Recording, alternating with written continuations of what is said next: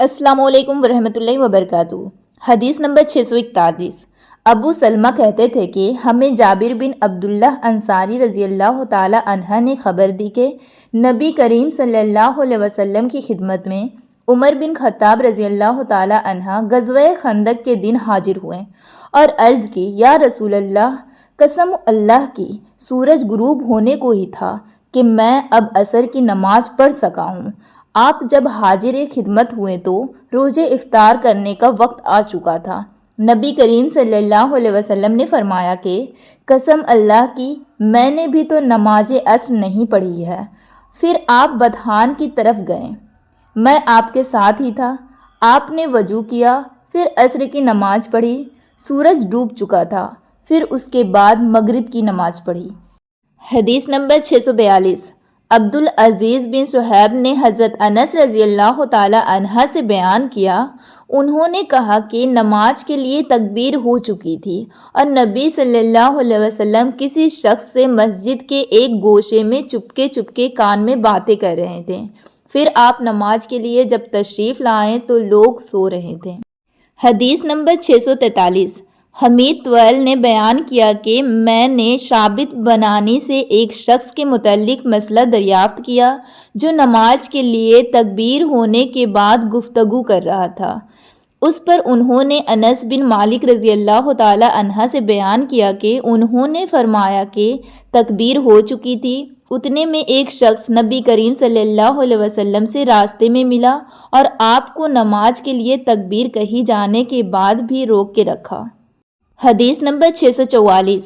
حضرت ابو ہریرہ رضی اللہ تعالی عنہ سے روایت ہے کہ رسول کریم صلی اللہ علیہ وسلم نے فرمایا، اس ذات کی قسم جس کے ہاتھ میں میری جان ہے، میں نے ارادہ کر لیا تھا کہ لکڑیوں کے جمع کرنے کا حکم دوں، پھر نماز کے لیے کہوں، اس کے لیے اذان دی جائے، پھر کسی شخص سے کہوں کہ وہ امامت کرے اور میں ان لوگوں کی طرف جاؤں جو نماز با جماعت میں حاضر نہیں ہوتے، پھر انہیں ان کے گھروں سمیت جلا دوں۔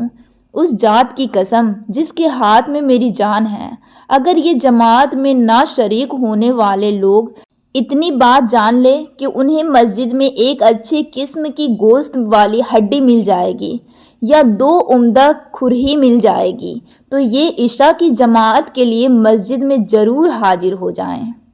حدیث نمبر 645۔ حضرت عبداللہ بن عمر رضی اللہ تعالی عنہ سے روایت ہے کہ رسول اللہ صلی اللہ علیہ وسلم نے فرمایا کہ جماعت کے ساتھ نماز اکیلے نماز پڑھنے سے 27 درجہ زیادہ فضیلت رکھتی ہے۔ حدیث نمبر 646۔ ابو سعید خدری رضی اللہ تعالی عنہ سے روایت ہے کہ انہوں نے نبی کریم صلی اللہ علیہ وسلم سے سنا، آپ فرماتے تھے کہ جماعت سے نماز تنہا نماز پڑھنے سے 25 درجہ زیادہ فضیلت رکھتی ہے۔ حدیث نمبر 647۔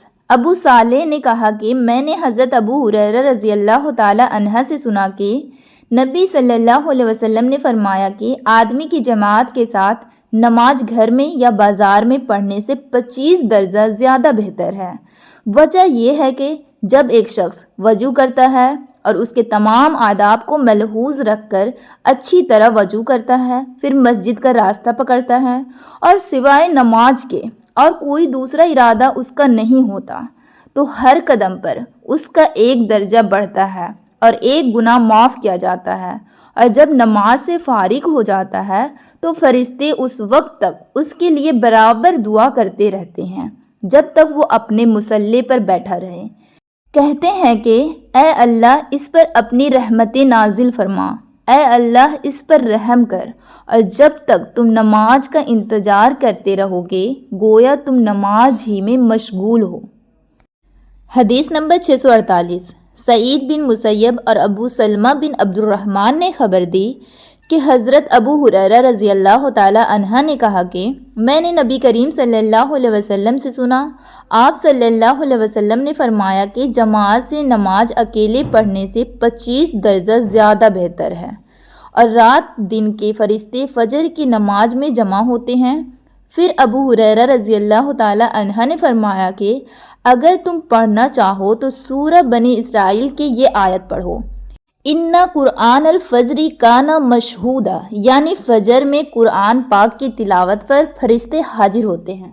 حدیث نمبر 649، شعیب نے فرمایا کہ مجھ سے نافع نے ابن عمر رضی اللہ تعالی عنہ کے واسطے سے اس طرح حدیث بیان کی کہ جماعت کی نماز اکیلے کی نماز سے 27 درجہ زیادہ فضیلت رکھتی ہے۔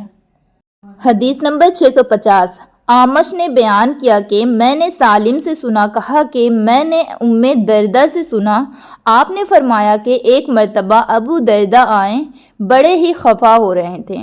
میں نے پوچھا کہ کیا بات ہوئی جس نے آپ کو غضبناک بنا دیا؟